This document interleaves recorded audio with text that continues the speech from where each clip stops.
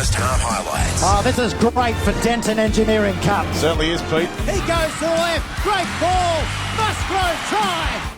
What a try by Ernst. The vision, the kick, the speed, the agility. Try time to the Lions. Cameron Anderson in full flight. That's why he's the best ball runner from the back. Pete, what do you do during the washout round? I like playing marbles. That's what I bet you do, Pete. The siren's about to go. 3, 2, 1. You'll hear the siren in a minute. There it goes. It's all over. Sunday Rugby League, done and dusted. Round 14 of the Denton Engineering Cup. Congratulations, the Souths. Too big, too strong in the end. Over Central by 32 points to 10.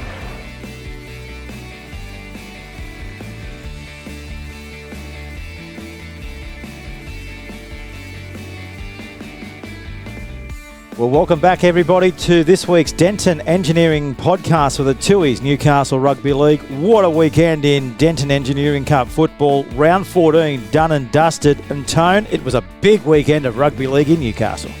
Yeah, it certainly was, Peter. Obviously some big results over the weekend. Probably none better, Pete, than the Lions, mate. They were roaring out there yesterday at St John Oval. Yeah, mate, and it was the 100th game to Dominic Murphy as well. Didn't quite get the chocolates, but it was a big occasion there, wasn't it, yesterday?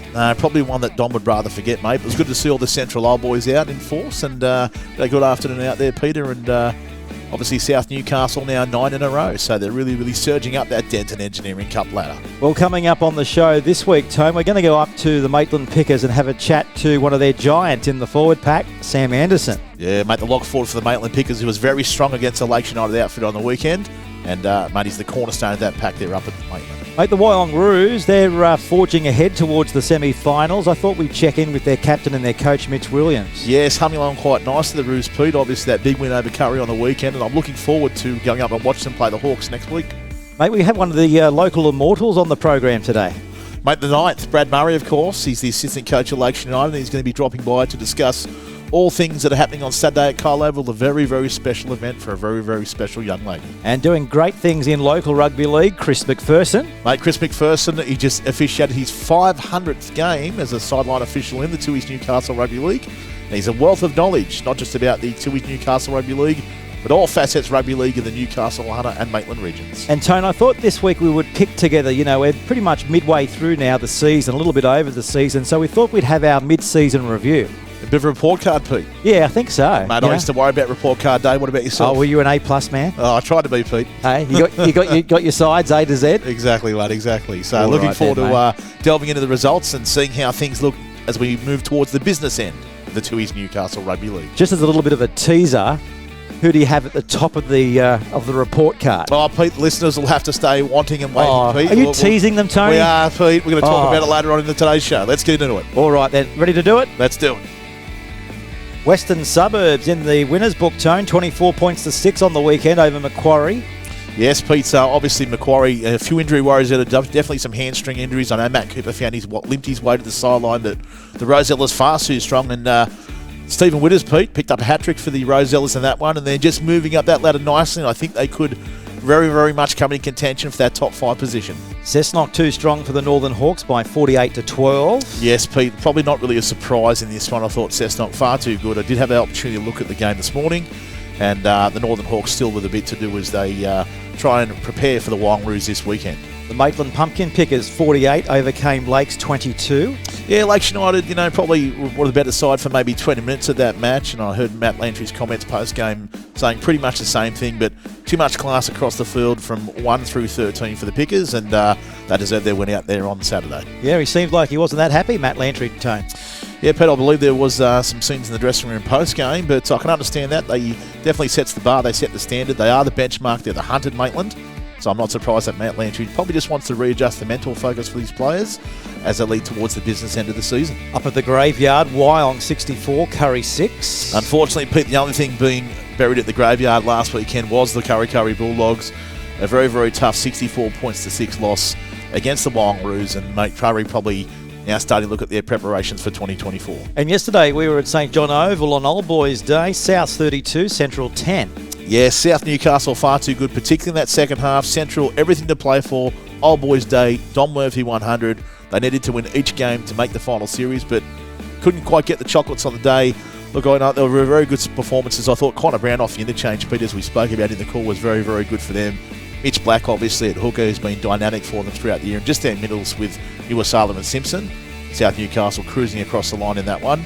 9 in a row for the Lions. And of course, the Entrance Tigers had the bye this week in the Denton Engineering Cup, Tone. Yes, they did, Pete. And they'll be very, very well serviced by the bye this time of year, Pete. Obviously, next week they're going to be taking on the Cessnock Goannas up there at Cessnock, and there's no tougher task in the Tooheys Newcastle Rugby League. Let's quickly have a look at the 2023 Denton Engineering Cup ladder. Position number 1 on that ladder is the Maitland Pumpkin Pickers. They move into 26 points. There's a dead heat for second and third pretty much at this stage between South Newcastle and Wyong. Fourth place will see Cessnock, and the Entrance Tigers roll into fifth. Yes, Pete, and this is why these matches this weekend are very consequential, because you've got the Tigers, for example, on 18 points with the bye coming up. Western Suburbs, rather, they're going to find themselves this week having that battle against South Newcastle at Townsend over one of the greatest rivalries. If West can get the points in this one, Pete, that'll be one win outside the 5, and anything's possible in this competition. Mate, what's your take on Central Newcastle? Are they done and dusted for 2023? Well, Pete, I had a little bit of a look at the table last night and tried to do the numbers. I think if results go their way, Pete, they are still a chance of making the 5. But, Pete, when coaches start talking if results go their way, unfortunately, it may be all that she wrote, unfortunately, for the Central Newcastle season. So when we say results going their way, obviously, Western Suburbs would have to lose, and also the Entrance Tigers, because they're in 5th and 6th above them. Yes, and Central would still need to win every game, Pete. That's obviously going to be a very, very tough task. Well, let's head up to the Maitland Pumpkin Pickers overcoming the Lakes United Seagulls on the weekend, Tone, by a margin of 48 points to 22 at Carl Oval. Yeah, thanks for bringing it up, Pete. No worries. Yes, joining on the line, mate, is obviously the lock forward and cornerstone of their pack, Sam Anderson. Good afternoon, Sam. How you going, guys? It wasn't all one-way traffic on the weekend, was it, Sam, against Lakes? No, it wasn't, mate. Credit to Lakes. We went in with a pretty convincing lead at half-time, but second half was definitely, we didn't get all our way. They come back pretty strong, actually, and I think they put 22 points on us in the second half. And, I'll be honest, they played well and we didn't in the second half. Matt Lantry gave you a bit of a rev up after the game. Is that right? Yeah, mate. Matt is he's a pretty passionate bloke, and he's a really good coach. And we're setting standards that we've set over the last 3 years since Matty's been at the club. And at the moment we're winning, but I don't think we're really we're reaching our full potential at the moment, that's for sure. You're still winning, of course, which is great. You're still getting the competition points, but why aren't you firing it on all cylinders, do you think? Obviously, whether it's being complacent or just, I know our discipline's not great at times. We're giving penalties away and giving teams leg up. So we're basically shooting ourselves in the foot at the moment. And what we've become accustomed to, every team that plays against us turns up and they want to beat us. So... Mate, as soon as we're off the touch or we let a team back in, that's just where we're not putting 80 minutes of football together. We're putting 40 or 50 minutes worth. See, that's the thing, isn't it, Tone? I mean, psychologically for the Maitland Pumpkin Pickers, it must be so hard knowing that, people are coming after you week in, week out. Well, that's the mindset, Pete. They are the benchmark and they are the hunted, and every club, including ours, Pete, definitely gets up to play Maitland, and it doesn't get any easier, but potentially when you're looking about 4 points clear of second place, you sort of need to cruise and obviously just manage yourself well on the way to the final series. And I think Maitland did that really, really well last season. But it doesn't get any easy for them. Pete, they've got the bye. Then they have the Northern Hawks. And, sometimes, they've come that one on the 22nd of July. Sometimes those games, Pete, when you're playing a team that's got nothing to lose, and that can really, really suck in. And then they're going to be facing South Newcastle at Townsend Oval, and South's obviously 9 in the row at the moment. So it doesn't get any easier. And it have had a few injuries. I know Pat Mataudia is definitely probably looks like he's going to miss the season for the Pickers. Who else you got sitting out at the moment, Ando? Mate, well, we've had Pat miss the season. It looks like we're probably not going to get Pete Wilson back either. But they're two blokes who were on our bench last year, and with those two and Fatoa coming on last year, that was causing some real damage. So we've lost probably Pete Wilson and Pat Mataudia. I know Matt Sopalola, Dan Langridge are both carrying injuries. So is Luke Knight. They all didn't play on the weekend. Mate, we've got, there's some big names right there as well, especially with Soaps. I mean, I don't know how he didn't get Player of the Year in the competition last year, but he's one of the most informed players again this year. So, But yeah, we're like I said, we don't have it all our way this year, and we're juggling some injuries. And like you've touched on, we've got to be mentally up every single week, knowing that, especially towards the back end of the year, for teams that have got nothing to lose that won't make semis, the best thing they'll get from the season is probably beating us and finishing their season on a high. You're off this week, and then there's the bye the week after. So you've pretty much got 2.5, 3 weeks to see how things are going before your next clash. That's right, mate. I know it's kind of, it's not really what we want at this time of the year. Even though it's the back end of the year, it feels like having a bye straight into a washout round where we've probably had one of the driest winters around, so we haven't had a washout game. It would be nice to be playing a bit more footy running into the semis, seeing as though we aren't playing as consistent as we'd like. Who do you think's the best side you've played so far in the competition? I think Cessnock on their day are definitely a real force to be reckoned with. When we played them last week, they were up against us, and I know they were missing a majority of players. They're a really good physical side. They've got some big backs. They've got skill all over the park, mate. They're really good, and I don't want to discount what Souths are doing. We played them, and I think they haven't been beaten since. And, mate, I've never played on Sleepy's day, and I'm looking forward to it in a couple of weeks because I hear it's a massive day, and they're full of confidence. And then you've got your teams like, I don't want to talk about everyone, but Wyong as well, who are a real gritty outfit, led well by Mitchie Williams. And, mate, then you've got your dark horses like West who are running up the ladder, making a late bit of a run. So, mate, there's some real quality. There's some teams that are going to miss the five that really, if they were in there, you'd be looking over your shoulder at. Yep. Now, obviously, with them a week off up there, Maitland Way, Endo, mate, probably not a bad time to go to a few open houses, maybe look at a few listings. What's happening up there at Harcourts, mate?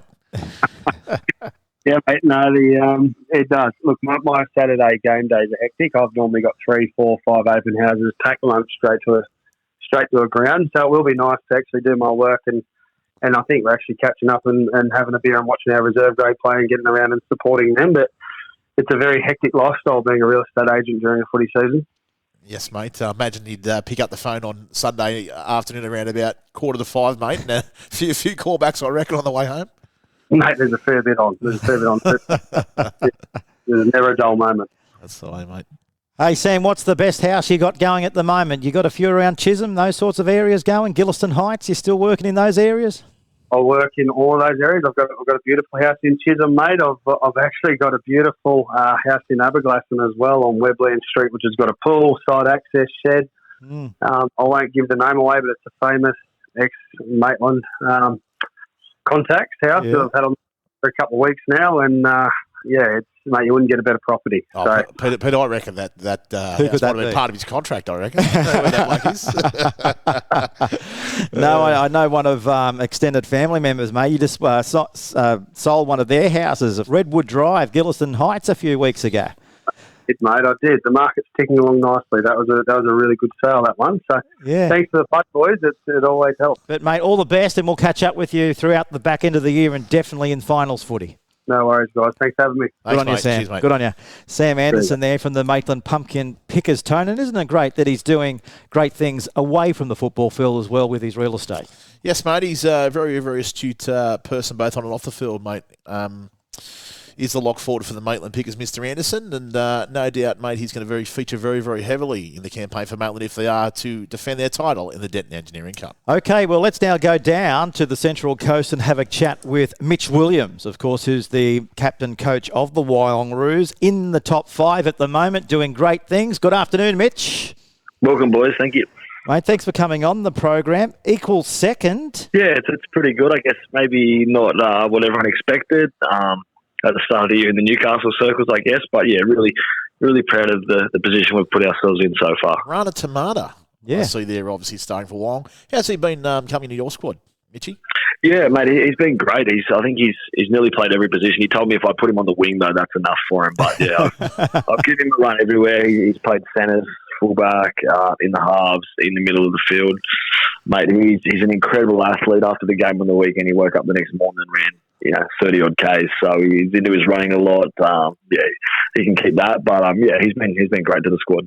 Interesting one for you, Mitch. Obviously, one of the things that's been spoken about, particularly in the Newcastle circles, is in regards to the Denton Engineering Cup. We'd love to have the entrance and Wyong feature their reserve grade under 19 teams in the competition. Is there any chance that your club's looking at that for 2024? Mate, I would love that, but I guess there's a little bit of red tape from some sides of things with different divisions and whatnot. Obviously, a bit of crossover, but I'm all for it. I would love our 19s and reserves there. Our ladies tackle obviously is already up in this competition. I'd love those two teams to join us, and so I know that other teams, they've got to fill in space, and sometimes it's a standalone game. We can change that. I'd love to see that happen. Now, one of the other things, I suppose, Mitch, which is really important, obviously, for a coach of your calibre, is obviously going down to Maitland 16 points to nil. Just a few weeks back at the Maitland Sports Ground, you've had a look at the premiers, and obviously they are the front runners in the competition. Mate, how do you feel about how you're travelling against the benchmark, and how that potentially might be able to get over them in that Saturday in September? Yeah, great question. We definitely weren't at our best. They probably weren't at their best either. I would say it's fair to say it was a bit of a penalty-a-thon in that game. I like where we're at. I think we're building nicely. I think them beating us 16-0 was a fair reflection of the gap that's between us in that game. They're a hard team to beat. I think South and South. I think South have won 9 on the trot. South towered us up the only time that we played them this year. So I think there's some teams in some really good form, and I guess we're probably maybe flying under the radar a little bit, but I'm really happy with the work that we've put in and just going about our business. Now, turning our attention to Sunday's game, obviously taking on the Northern Hawks at the Tomaree Sports Ground, probably the longest road trip you'll have all year. Now, Mitch, obviously, sometimes when you find teams that aren't in the best form, but they've got nothing to lose, that can be a real danger game for a side like yours. I couldn't agree more. I think it was 8-6. They were down to Cessnock on the weekend, and then Scott Briggs got sent off, so that's always going to change that. But you look across the Northern Hawks team, and there is plenty of talented players. They've probably got the two best setters in the competition running around from. They've got two great back rowers. This is not a team that I think you can take lightly, and it's probably a surprise that they haven't put more victories. But we won't be heading down there thinking anything but a really tough game. It's a good game. It's going to be Indigenous round this weekend, so a big round for both teams. So looking forward to it. Mate, we'll probably find ourselves in the sheds there at full time, obviously, there, mate. Just for the viewers out there, mate, who's the best bloke we should interview? Who's the best bloke for a bit of entertainment in the Wangaroos? I would probably go to Luke Sharp. He's mainly because I've got no clue what he will say. So, a bit of Wangaroos Uncensored Pete coming up. Yeah, ratings bonanza right there. And I guess that's the thing. I mean, the Wangaroos, they haven't obviously played in first grade at the Tomaree Sports Ground, and as you know, Tone, it's an intimidating atmosphere, isn't it? I mean, the crowd, they're right on the touchline. You can hear every bump and tackle. Yeah, it will be a little trip for them up there, mate. But I mean, Maury Broome can be the same way, and I've got no doubt the Roos are accustomed to playing at all venues. But it's going to be. I'm old enough that I played there. the first time, you have played there. Yeah. What was that, under 13s? I'd be the only one back in 2009, 2010 when they were running around as Nelson Bay or Port Stephens. Northern Blues. Yeah. That's the way. I played there. Port Stringer didn't let me sit down one half time. They were playing that bad, so that was good. So. Yeah. Mitchie, while we're here, mate, what are your recollections of that famous grand final that you won where obviously the referee sent off about 5 Cessnock blokes? Do you remember the day well? I remember it well. I definitely didn't think it'd be the last time I won a grand final at the moment, but what was I, fresh 21. I just come out of South 20s and Cessnock were the team to beat, and I guess grand final day was I was not expecting it to go like that. 2 tries up and then, all hell broke loose. So I actually got 10 minutes in the sin bin that day as well. So I'm still unsure what I got sin bin for. I'm pretty sure I got hit, but that's about it. So. I think that was my last year. I think there were some suggestions on the hill that some wild players might have been refereeing that match. But they can come get the Premier Trophy whenever they want. That's the way. Good stuff, Mitch. We'll see you up there on Sunday, mate. Go well against the Hawks, and we'll catch up soon. Thanks for coming on the podcast. Thanks, guys. See ya. Good on you, mate. Mitch Williams there doing great things on the Central Coast with the Wangaroos. Yeah, terrific fella, Mitchie, and no doubt the Hawks the Wangaroos rather, Pete, will be very strong on Sunday, and I've got no doubt that the Roos will feature heavily into those late moments in September. Let's go out to Lake Macquarie and be joined by the immortal out there at the Seagull Lantone. Yes, the assistant coach, Brad Murray, the self-proclaimed 9th immortal, Pete. He joins us on the line now. Good afternoon, Brad. Pete and Tony, always a pleasure. Hey, before we get started, there's a lot of feedback coming in on the email this week, Mr. Immortal, about your sauna segment. What's happening with it? What's going on? Well, Tony's too tight to buy new equipment that'll allow journeying in the sauna, so it's been put on the back burner. Pete, the only reason he wants to do a segment in this sort of piece, he's looking for a free sort of membership. That's the only reason he wanted to start the segment. It's unbelievable. Is that right? There's a bit of equipment drama out at Lakes, is there? Yeah, huge equipment drama with the speakers over the weekend, and let's just say Tony wasn't too happy about it. Wow, there you go. We've got the exclusive right here. I'll share that with you later. Yeah, all right then. Oh no. Okay, well let's get to some football, please, Peter, before we continue the Tony carve up. But Mr. Immortal, the Pickers just came home too strong in the end. Look, mate, I think it's been our season. We've competed in parts of the game for short periods and shown what we can do. But like we all know, you've got to compete for 80 minutes in this competition, and Maitland just keep knocking that door down for 80 minutes. And look, they're a really well drilled, well coached football side. But in saying that too, our boys responded after half time, and we're really proud with the effort there. We've got some really young kids. I mean, we had a 17-year-old winger debut who was really good for us. We've lost, without making too many excuses, some senior middles throughout the year. We've lost Jimmy Johnson, Keith Senna, and obviously Cal Guest was out. So, mate, we've got some troops on the sidelines that have some experience, and to go to toe-to-toe with the Pickers, especially in that second half, it was pretty pleasing. Yeah, definitely, mate. I mean, you just touched on then. You've got a lot of youngsters coming through, and let's be fair. I mean, that takes time, doesn't it? It just doesn't happen overnight. No, it doesn't, mate. And you can certainly see the clubs that have invested time over longer periods are now seeing the fruits of their labour.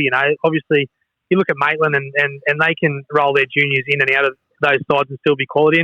And we're certainly getting to that. And I think that's the reason Bubba's such a good coach. And obviously him re-signing for 24 is really important for the club because, although we haven't won too many football games in first grade, you've just got to look at where we're sitting in reserve grade, the under-19s, the 17s, and the amount of juniors that we've got coming through.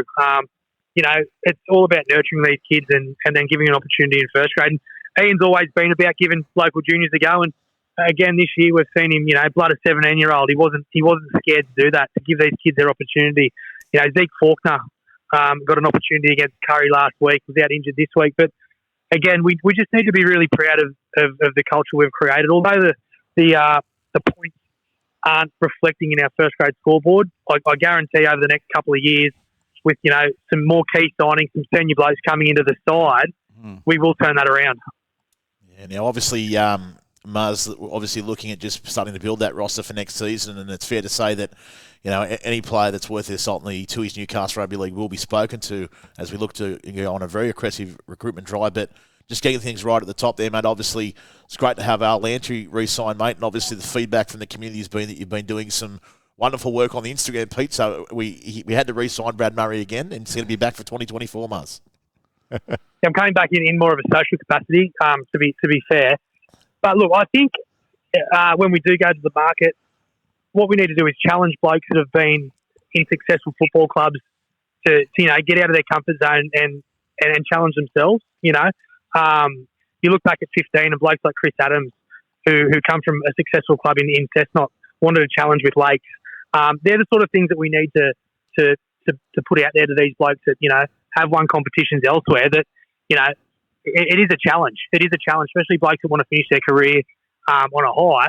So I hope that when we do talk to these people, that they understand that, and that when they do come to a club, they come to a strong club, and we are a chance of winning comps over the next couple of years. An experienced halfback or a 5'8", surely.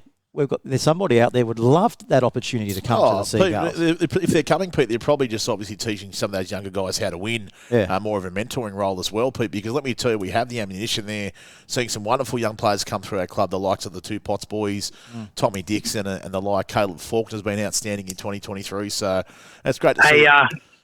Let me tell you, contracts are meant to be broken, man. So let's not say RD14 the list yet. What about yesterday while we got you on the phone, Marge? The Knights, 66-0. Did you have anything on them? Yeah. No, I didn't. I had my niece over for sleepovers, so I got about 2 hours sleep. So I thought I'd have an afternoon nap.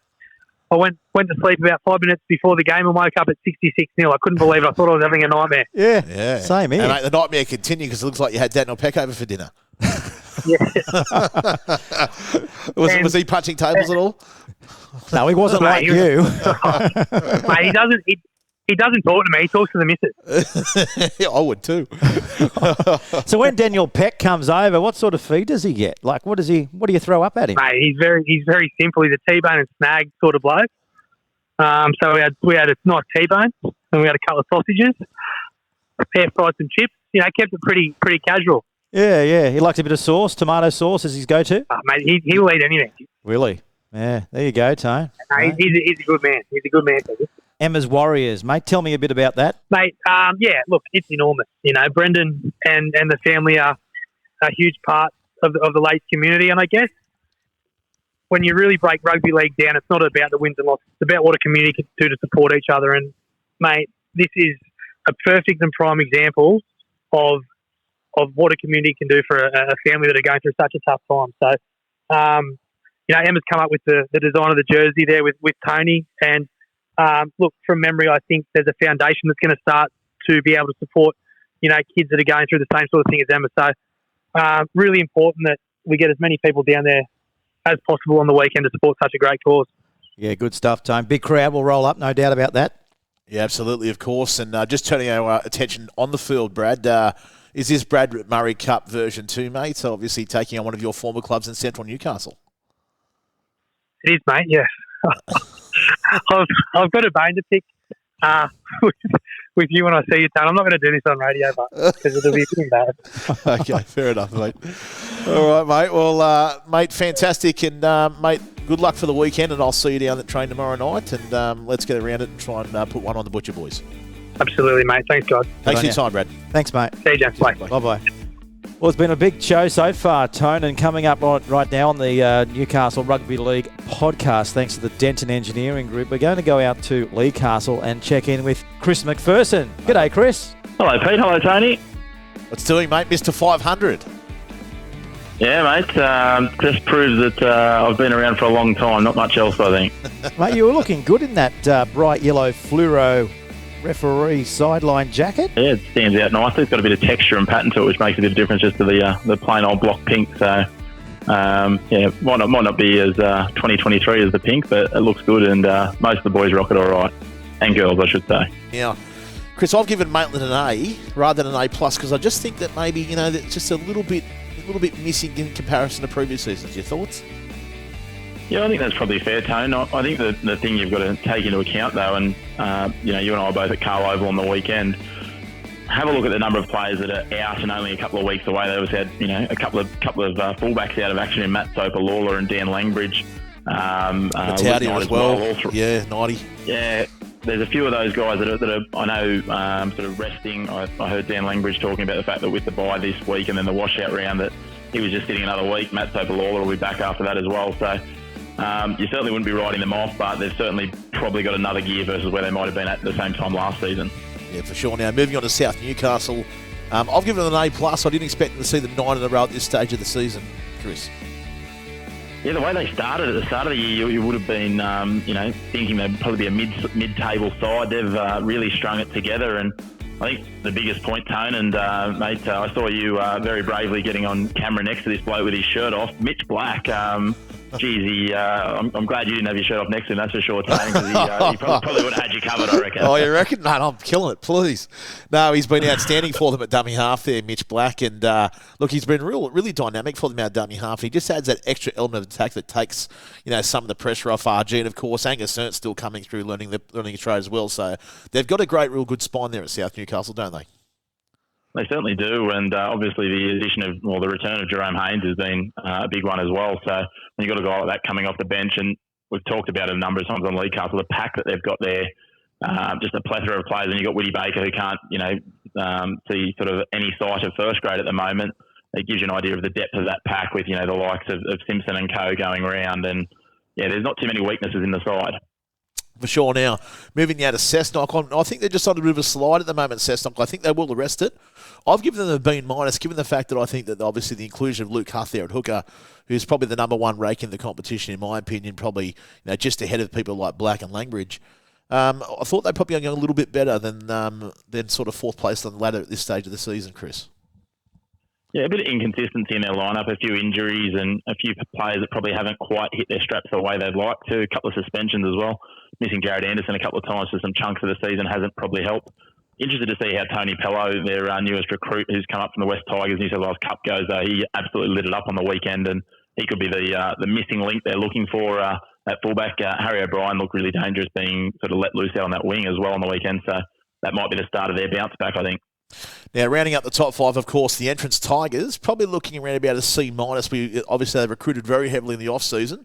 But, I think it's obviously West on the charge at the moment, and I think it might be between those two for a spot for that final five.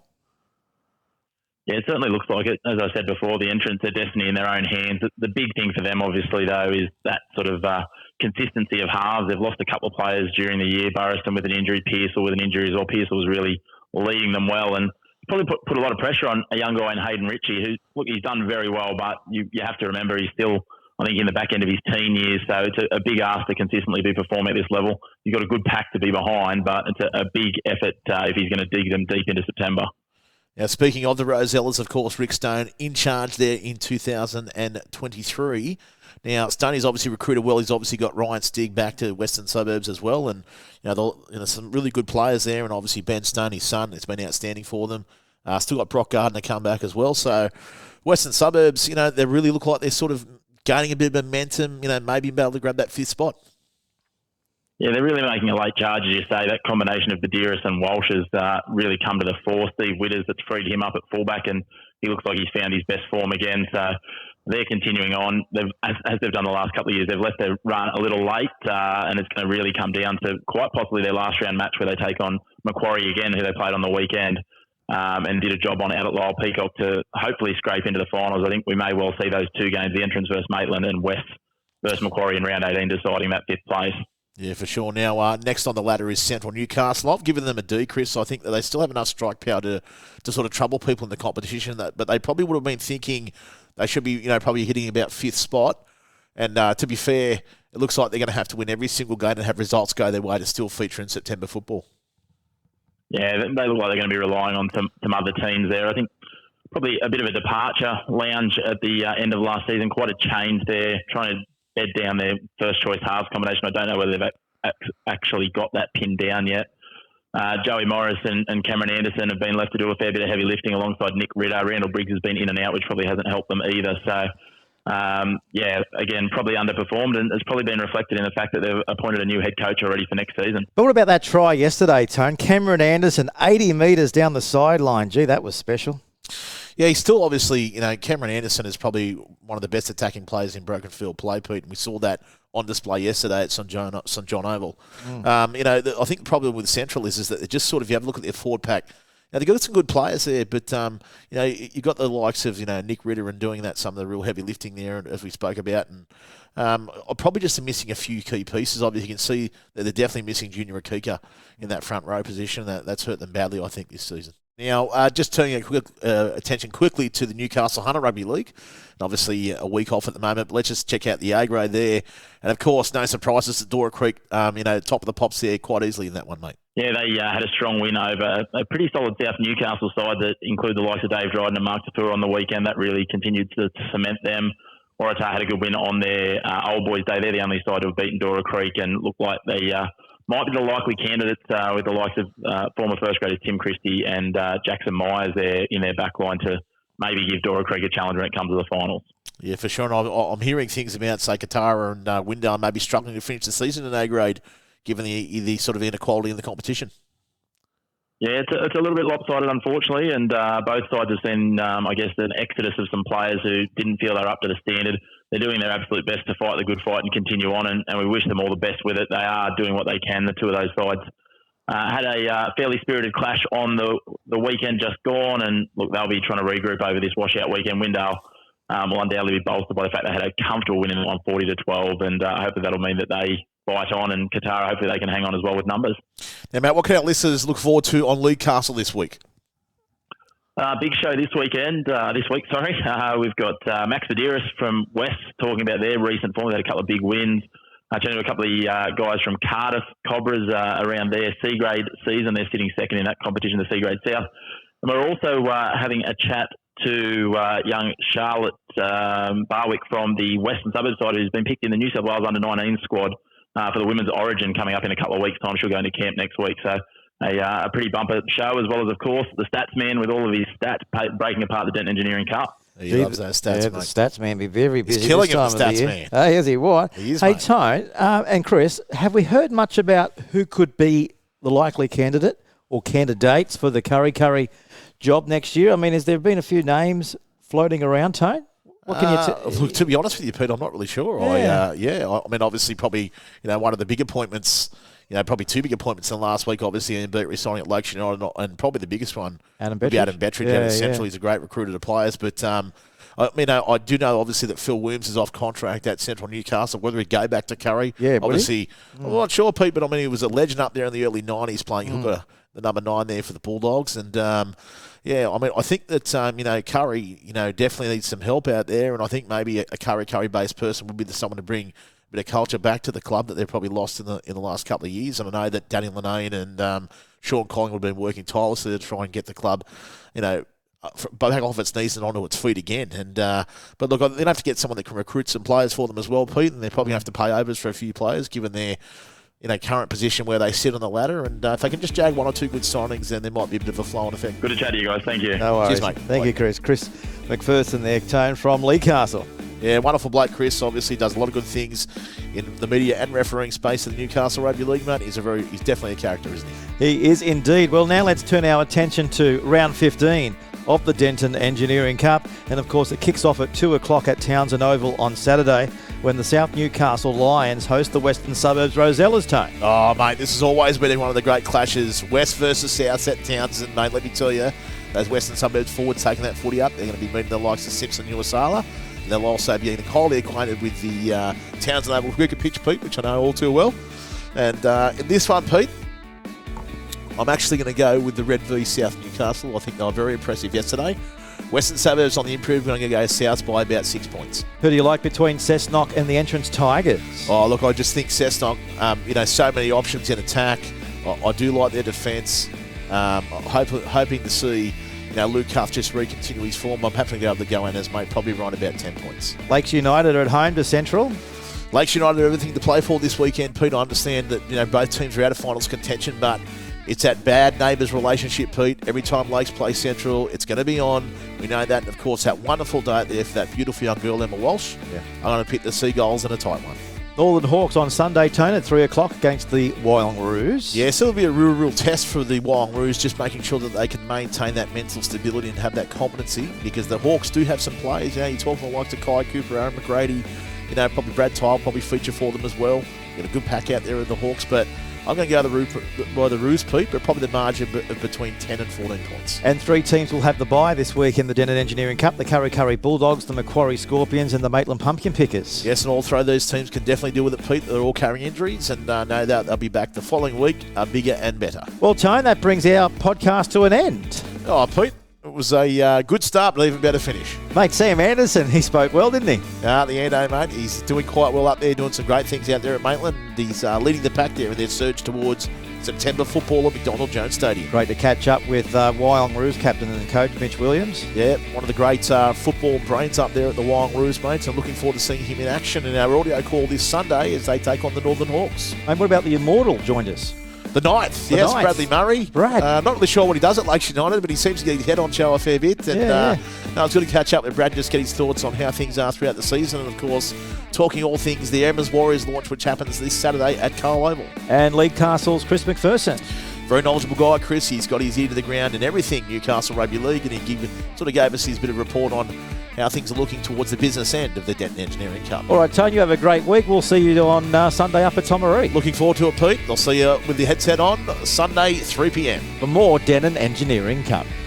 First half highlights. Honga, he goes to the left. Great ball. Musgrove try.